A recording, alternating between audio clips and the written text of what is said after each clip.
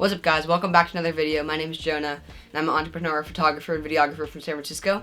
And in this video, we're going to be going over how I made $6,000 this summer from running summer camps. First of all, I'd just like to thank all of you guys for getting me up to like 750 views in the last video. That was amazing. I was not expecting that. I was expecting to get like under 10 views, so that was really amazing. Also, let's get to 100 subscribers. We're already at like 48 after the first video, so let's see if we can do that. So I'm going to break this video down into 3 parts. So I can basically tell you guys how I planned it and set it up, how the camps went, how much I charged, and how I kind of sorted that out, and then how you guys can do this too, and my recommendations. First point is how I set it up and basically how I planned it.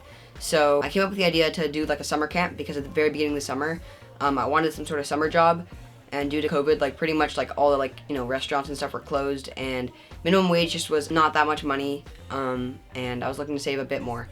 And so I was thinking of skills that I had, money-making skills, and I might do another video on that. But so I thought of photography and tennis. I've been playing tennis my whole life. So I decided to do a tennis camp. And so obviously planning my own tennis camp was not too easy, but that's what I'm going to show you guys in this video. So what I did initially was I basically arranged the courts, and I basically contacted the town of Fairfax to reserve 2 courts. And I worked out the details, like how much it would cost. I'll get into that a little bit later. How many people I would have, if I would hire anyone, COVID precautions, and then other like small details like, liability and stuff like that.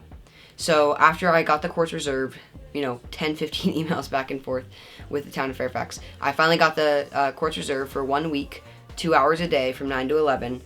So now I just needed people. So I had the skill, I had the courts or the location, now I needed the clients. So what I did for this was I put an ad on nextdoor.com. I'm not sure if you know what that is, but it's like a neighborhood app. I would recommend trying something else, like maybe Instagram or Facebook ads, or just telling a friend or something like that.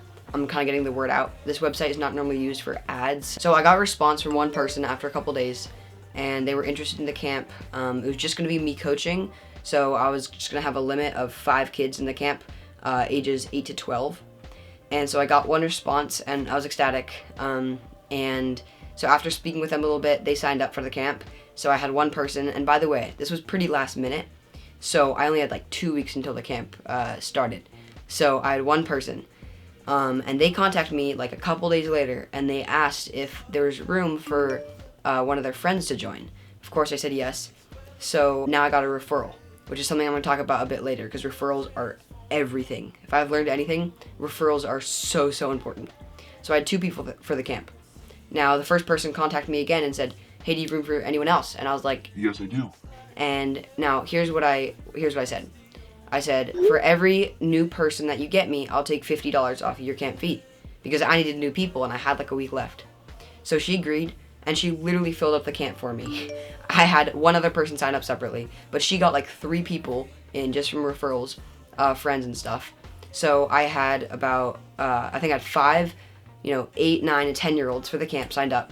That's how I filled the camp. So I had the courts, the skill, and the clients. Now time to actually execute it and provide a good camp for these kids. So first I'm just going to talk about what I charged and how I kind of figured that out. So I charged $225 per person or per kid for the week, and it was a 5-day camp, 2 hours a day. By the way, don't do this unless you actually have a skill in what you're teaching. You can also do this with nature camps, which I'll talk about in a second. And other stuff like that, which is not like a skilled thing, but make sure you're providing value to the client, of course. It was 2 hours a day. It was $225 per person times 5 people is $225 times 5. Stop it. Get some help. So I made $1,125 for everyone, minus 3 $50 transactions for the original person who I said I would take off for each new client that they got me. So take off $150, and that's $975 for the week. So $1,000 for the week, and it's 10 hours of work. So if you do the math, $1,000 divided by 10 hours is $100 an hour. I'm making $100 an hour for being on the tennis court, doing what I love, and showing these kids kind of how to play tennis. Super easy stuff, and it was really fun. And we did see some amazing improvement in their tennis games. Okay, so as I said, I would talk about how you can do this with other unskilled types of things as well. So this summer I actually also did some nature camps. Now I did this with my friend Wyatt, who I will have on the YouTube channel hopefully sometime soon, and we can kind of talk about it together, about the experience and how we did a camp together. So yeah, you can do this with nature camps too. And literally all I did was the exact same technique of making sure I have the proper permits or reservations for where I'm gonna be. So I did it in like a local park with like trails near a lake and stuff. So I didn't need any specific permits because I was under 10 people. Make sure you're like following the laws and stuff around that, and you do your research before doing this. So once I had the location down, I had obviously the skill or basically the plan for how I was going to do it. We were just going to hike, wildlife, and like plant and tree identification, eat lunch, play games like capture the flag, stuff like that. Super easy stuff. So now that I had those things, obviously I needed the clients. I did the same thing as the tennis camp, posted an ad on Nextdoor.com, and sure enough, referrals were the best thing. I got referrals from at least half of the original people who signed up, and then those just got in more referrals.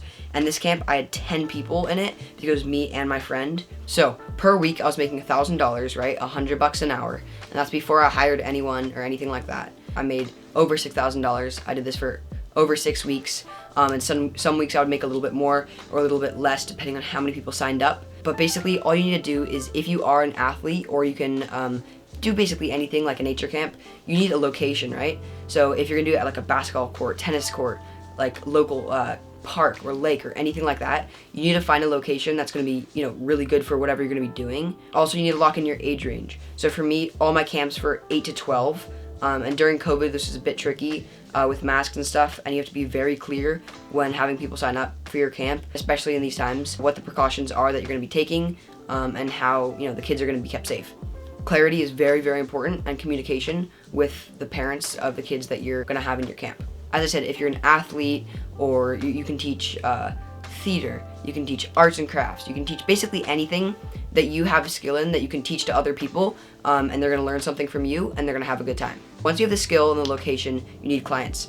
So Nextdoor.com can work, although I would recommend telling your friends and family about it and actually printing out like a little poster or ad and putting it around town, putting it on like telephone poles in like coffee shops, stuff like that, and just get the word out like that.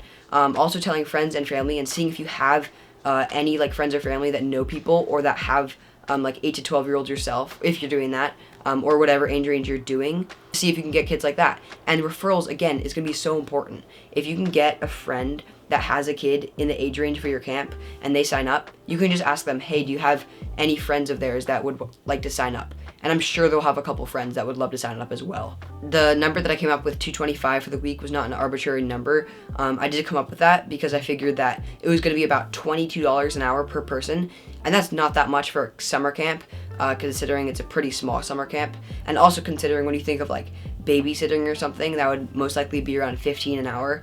So, you know, another 25% more than like babysitting is very little for a summer camp in which they'll be learning a valuable skill, they'll be having fun, the parents can have them out of the house, whatever. You're providing value to that family and to that person.